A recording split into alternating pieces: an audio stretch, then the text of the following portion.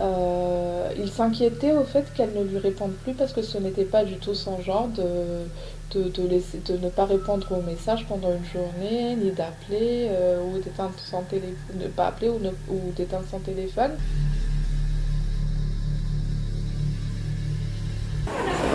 On est au courant de la disparition de cette fille-là, Ouais. mais en cours, ils nous en parlent pas spécialement. Le parc du Bois-Préau, vous connaissez pas? Non. Avec les personnes qui vont arriver, 6 fois, oui, qui font partie, parce que j'ai vu qu'il y avait des bagages dans le groupe. Le parc de Bois-Préau en face, il a 17 hectares. Et là, personne n'a été.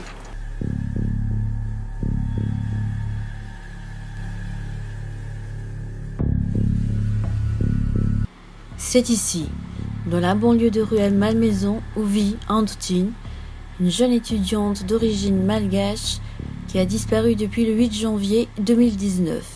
Elle loge normalement chez l'habitant en colocation et est étudiante à l'université de Nanterre et travaille dans une crêperie à Boulogne-Billancourt.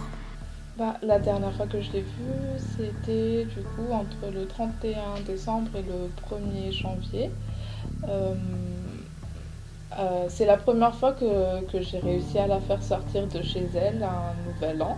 Parce que d'habitude, elle reste dans sa chambre à regarder des mangas. Et là, je lui ai proposé d'aller chez un ami en commun en fait, pour fêter le nouvel an. Elle a bien voulu, on s'est très très bien amusé, on a fait des petits jeux entre nous, on est sorti à Paris vers 2h, 3h du matin, puis elle a dormi chez moi. Elle est partie vers 11h du matin le 1er janvier pour rejoindre sa famille pour le déjeuner du nouvel an.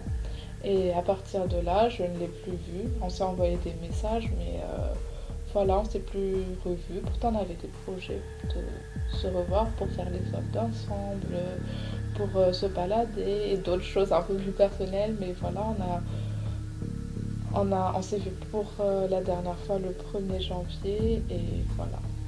Voilà, plus de 14 jours qu'Antine a donc disparu. Ses proches ont déjà pris toutes les dispositions nécessaires pour communiquer et déclarer sa disparition à la police, mais aussi sur les réseaux sociaux. Mais le résultat attendu reste maigre. La police reste encore dans le silence total, quant aux médias semblent se ternir face à la situation. Face à tout cela, la famille décide d'agir. Quelques battues de fortune ont été organisées pour tenter de retrouver la jeune étudiante d'origine malgache. Le parc du Bois-Préau, vous connaissez pas? Non. Avec les personnes qui vont arriver, 6 fois, oui, qui font partie, parce que j'ai vu qu'il y avait des bagages dans le groupe. Le parc de Bois-Préau en face, il a 17 hectares. Et là, personne n'a été. Ici, c'est trop petit. Il y a des caméras ici, à gauche, à droite. C'est pas possible ici alors. Voilà. En face, par rapport à la ville de Rueil, le parc, ici, on a 7 hectares de terrain. Et là-bas, il y a 17 hectares. Il y a un lac. Il y a des trucs. Là-bas, c'est là-bas. C'est à combien de kilomètres d'ici? C'est juste en face. Vous allez dans le parking. Au fond du parking à gauche, vous avez un grand mur. Vous longez tout le mur et vous avez 17 hectares. Et la partie, pour moi, si je devais chercher, parce que je connais le parc, il faudrait pas aller à gauche parce qu'il y a du public. Il y a plein de monde, donc il n'y a pas de risque. Et le risque, c'est à droite. Il faut aller à droite. Il y a un lac. Vous allez voir, par contre, c'est très glissant. Vous avez vu, là, il faut pas très attention.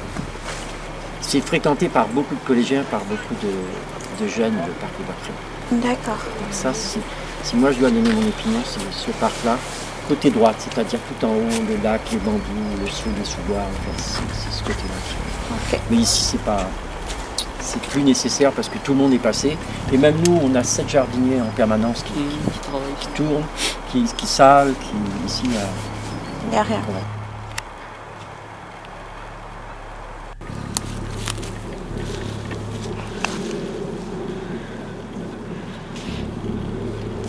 Quand même. Ouais.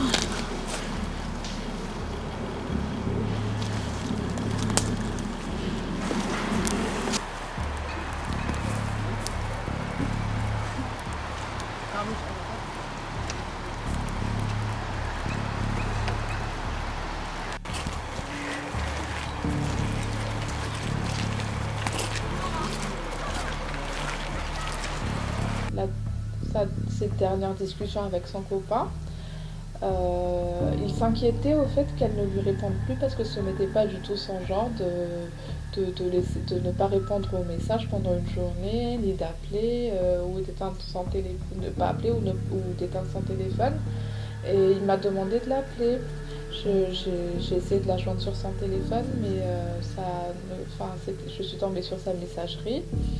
J'étais pas plus inquiète que ça, même si je savais que c'était pas du tout son genre de pas donner de nouvelles. Du coup, j'ai dit à son copain d'attendre au moins 48 heures pour vraiment s'inquiéter, entre guillemets. Et alors le lendemain, vendredi, toujours pas de nouvelles. On a appelé à son travail. Ils nous ont dit qu'ils nous informaient plus tard durant le week-end parce qu'elle ne travaillait que les week-ends. Et on a attendu l'appel du coup le lendemain et voilà, elle n'était pas venue travailler. Le patron de la petite crêperie où elle travaillait s'est aussi inquiété parce qu'il a dit c'est pas le genre d'employée à être absente, même quand elle était en retard, elle prévenait tout le temps. Ça l'inquiétait au fait de la voir absente comme ça. Et donc c'est lui qui a bien voulu nous communiquer son adresse à Indre, parce qu'en vrai, personne n'avait son adresse comme elle a déménagé très récemment. Et à partir de là, comme je n'étais pas à Paris, moi, son cousin est allé voir chez elle, a constaté avec le propriétaire au fait qu'elle n'était pas là. Et pourtant, toutes ses affaires semblaient être en place. Il y avait tous ses vêtements, son petit sac à main qu'elle avait tout le temps était une petite bandoulière de fille était là. Il y avait rien de franchement bizarre. Enfin, c'était une chambre qui était laissée abandonnée. Après, l'année où je suis revenue à Madagascar, elle a fait une année de séjour entre guillemets, je dirais, où elle a fait une formation en anglais. C'est quelque chose qu'elle voulait faire d'un côté, mais qui ne la passionnait pas plus que ça. Mais c'est le fait d'intégrer la sociologie cette année, en 2018-2019, qui présentait un peu plus d'intérêt dans sa vie d'étudiante, je pense. Mais au vu du stress qu'elle a subi, je pense, c'est les premiers mois, parce que c'est toujours difficile en master de devoir choisir son mémoire, de devoir choisir son encadreur, de jongler entre les études et le travail. Elle a connu un petit essoufflement, elle a arrêté à un moment d'aller en cours sans pour autant arrêter ses recherches. Parce que même si elle n'était pas très assidue, elle continuait de faire... qu'elle était en sociologie, elle faisait beaucoup d'enquêtes. Donc elle faisait des enquêtes sur le profil sociologique des personnes selon leur chambre à coucher, ou elle demandait à enquêter des gens par rapport à leurs croyances religieuses. C'était une personne qui était très appliquée dans son domaine sans pour autant aller en cours. Voilà. Donc il y a une étudiante disparue. Oui, qui a disparu. Est-ce que vous en parlez plus dans le bahut ou pas du tout? Non, il y a juste des affiches qui sont mises dans l'université. On en parle quand même parce que il y a des affiches un peu partout, surtout à la bibliothèque et tout ça. Mais après, les professeurs, ils nous en parlent pas, etc. D'accord. Nous, on veut savoir si ça a quand même d'écho ou pas. On a l'impression que pas du tout. Donc ça, on est au courant de la disparition de cette fille-là. Voilà, ouais. Mais en cours, ils nous en parlent pas spécialement. D'accord. Après, voilà, tout le monde le sait. Quand on le voit, on se dit c'est chaud, parce qu'elle est jeune, parce qu'on se sent concerné. On peut se dire on se dit c'est grave, c'est chaud, mais on peut tellement rien faire que... À part si au cas où on la voit, c'est bien pour ça qu'il y a ça, mais on se doute qu'on va pas la voir. Maintenant on connaît bien sa tête grâce aux affiches, et il y en a même en couleur là-bas, etc. Donc on se dit on va essayer d'imprimer la tête, mais il y a tellement... Enfin je sais pas ce que tu te dis, mais on se sent tellement impuissant là-dessus. On est impuissant là-dessus, on n'a Il pas y a forcément peu de de chances moyens qu'on la voit, qu'on ne sait rien. Et c'est la seule étudiante qui est disparue depuis... à notre connaissance. À notre connaissance, Oui, nous on est à la fac depuis... en fait, c'est pour ça. Donc, on est là depuis septembre. Face à cette inertie de la police, je dirais, on a décidé de prendre en charge l'avancée des recherches. On a notamment fait la marche dimanche dernier pour poser des affiches et pour affirmer notre voix et notre solidarité à Inde, à Évry, parce que un couple et un vigile l'aurait remarqué, l'aurait vu au centre commercial. Pour l'instant, on n'a pas plus d'informations sur cette autre information, mais il faut que la police nous permette de voir les caméras de surveillance pour être totalement sûr. Par rapport aux autorités malgaches, on a essayé chacun de notre côté, chaque proche de Inde, de contacter une personne qu'on connaissait au niveau de l'ambassade. Visiblement, ça a porté ses fruits parce que l'ambassade a partagé l'annonce, l'avis de recherche sur sa page Facebook. Mais malheureusement, c'est pas allé plus loin. Il n'y a pas eu un accompagnement plus approfondi, même pas un petit message personnel ou quoi que ce soit. Donc on aimerait que l'ambassade, qui est le premier représentant des Malgaches à l'étranger, puisse nous aider dans cette affaire.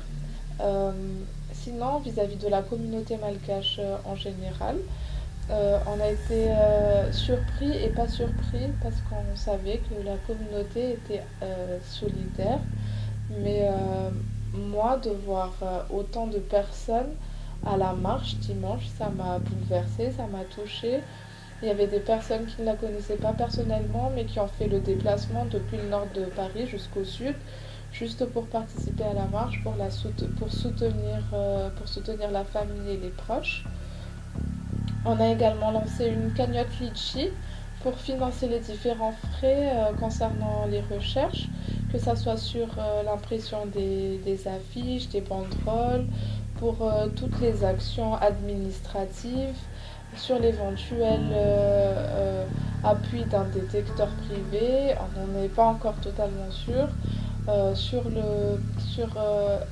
l'aide pour l'un des parents sur le paiement du billet d'avion pour l'un des parents de Inde, parce qu'il faut savoir que c'est pour les parents que c'est le plus dur.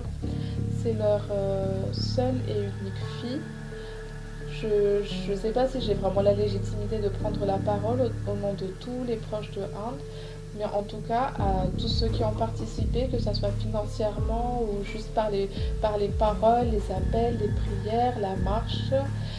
J'aimerais vous remercier à tous parce que c'est très important pour nous de recevoir cet appui, d'avoir ce réconfort-là.